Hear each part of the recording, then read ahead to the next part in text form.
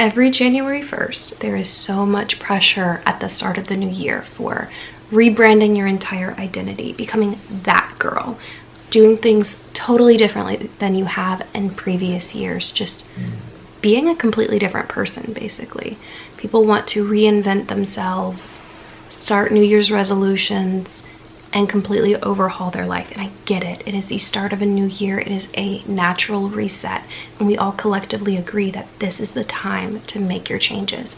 And I think that can be a beautiful thing. But there's a way to do it that's a little bit more healthy and more likely to stick. So let's talk about how to reset for the new year without completely reinventing who you are. My name's Taylor and I like to make videos like this, so welcome. So first, there is like the pressure of it. It's a lot of pressure to say, I'm going to completely change everything about myself. I'm going to overhaul all of my habits and I'm just going to form this entirely new persona. And that is really exciting. But the thing about excitement is it dies out, and with it, motivation does too. We have to stick to something that's more sustainable, or it's just not going to work long term. We can do anything for a week, but we're not going to be able to do this for an entire year unless we make it something that is achievable. This idea of new year, new me also reinforces this idea that old me is bad or current me is bad. And that doesn't really bring any of the nuance in of, okay, maybe old me also had some good things too. So why are we bad at resetting for the new year in the first place? I think it comes a lot from all or nothing thinking. So whenever we say, I'm going to completely change my life, become a completely different person, and do everything differently, we're saying, well, I have to do this all, or it's not going to work at all. I'm just going to do nothing. And typically when we have that mindset, we lean towards doing nothing because we're never going to do anything perfectly. This is the part of our brain that says, well, if I don't have time to run a 5K, I'm not going to go for a run at all. Or if I can't sit here and write a novel in one sitting, then why would I even start? Because it's not going to be perfect and it's not going to be good enough. This might also look like, okay, my goal is to go to the gym 3 times a week, but I don't have a full hour to go to the gym today, so I'm just not going to go at all. And saying that kind of on repeat whenever a home workout would have given you some movement, right? I'm also going to use the gym and exercising a lot as my example here because I think a lot of people can relate to that, and it is typically the main one that you're going to hear on January 1st is like, oh, I'm going to exercise more, I'm going to go to the gym, I'm going to become fit, I'm going to eat healthier. So I'm going to stick to the gym as my example, but just know anything could fit here. Another piece of this puzzle is the fact that shame motivation, or motivation from a place of shaming ourselves, just does not work long term.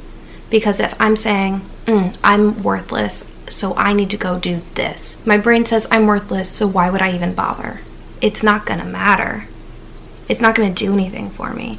This kind of ties into all or nothing thinking, but specifically, you're not gonna be able to shame yourself into a person that you love. It's just not gonna work. The typical look at New Year's resolutions is also more of an identity change than a systems change. So an identity change says, let me change the way people view me, and let me change the aspects about me that make me me, instead of changing my systems, changing my habits, changing my behaviors. And if we look at it that way, I think a lot of people can really see how it starts to just not make sense. You usually have to go the other way where you change systems, behaviors, patterns, things like that, before the person starts to follow.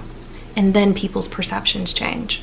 Because if you're putting perceptions first, you're really just putting on a mask and hoping that people don't see the true you. And then whenever this motivation to be perceived as this person wears off, and it will inevitably wear off, we go back to hating ourselves or self-sabotaging, things like that. So let's redefine what the reset is. This is not being productive 24/7, no breaks, full optimization all the time.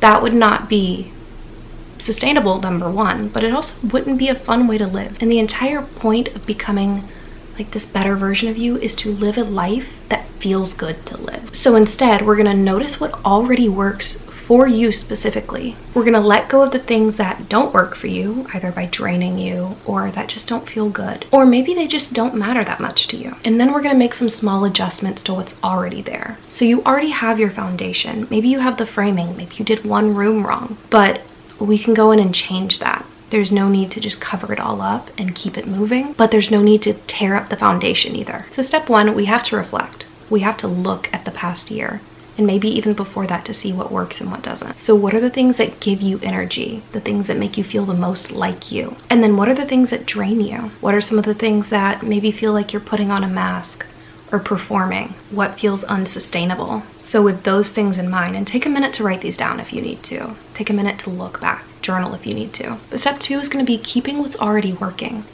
Everybody has something in their life. No matter what's going on, they have something that they're like, yeah, this works for me. It might not work for everybody, but it works for me. So name some of the things that you're keeping. This could be in any area of your life too. This could be routines, boundaries, our habits, our relationships.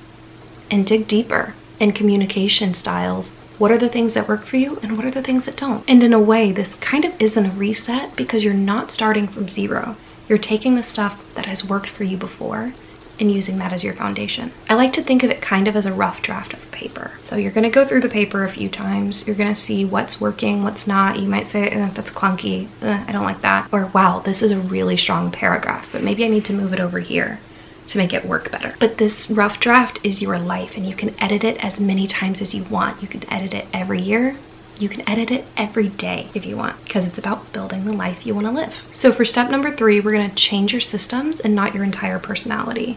Your personality is probably predominantly good. We're trying to build routines, habits, things that we want more of in our life. And in a way, we're building discipline in the process. We just need to replace the thought process from something like, oh, I'm awful, I just need more discipline, I need to be more motivated, I need to be better, I'm the worst, to something that's a little more level-headed, like, okay, what's making this so hard for me right now? I'm gonna go back to the gym example. For a lot of people, it is the act of getting out the door, it's the act of timing. So scheduling it in and saying like, okay, I know that if I'm gonna go to the gym, I have to get up at 7 a.m. or 6 a.m. or even 5. Whatever works for you. And I also know that getting dressed is probably the hardest part of that. So I'm gonna lay out my gym clothes the night before. Every action and behavior that we exhibit either has something that makes it easier or it has something that adds friction and makes it harder. So how do we make it easier to go to the gym or to cook healthier meals or eat healthier?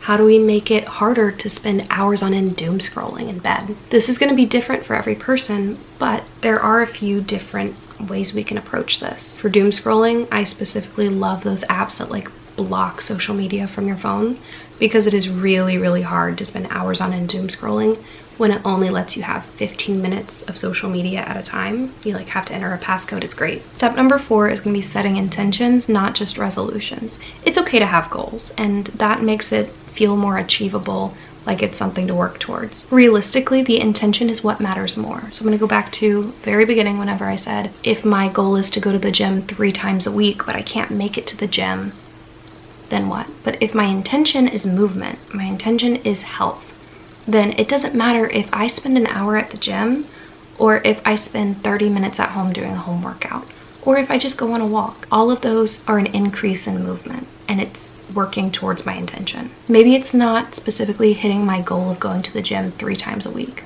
but I'm still in the ballpark of where I want to be. So think about what your intentions for the year are and try to only pick a couple. So is your intention rest? Is it movement? Is it health? Is it creativity? What is your intention for the year? And the great thing about this is it can change. They're not rules. They're just kind of guidelines that help us decide which way we want our life to go in. Step number 5 is to leave some room for being human. You are not going to do it perfectly. The motivation is going to dwindle and go away. Life gets messy and you're gonna have some off weeks, but just know that you can always go back to it. Progress just isn't linear, and if you are kind of an all or nothing thinker, you're gonna have to work really hard to challenge that, but it's doable. So I wanna know in the comments below, what's something that you are carrying into this year instead of changing?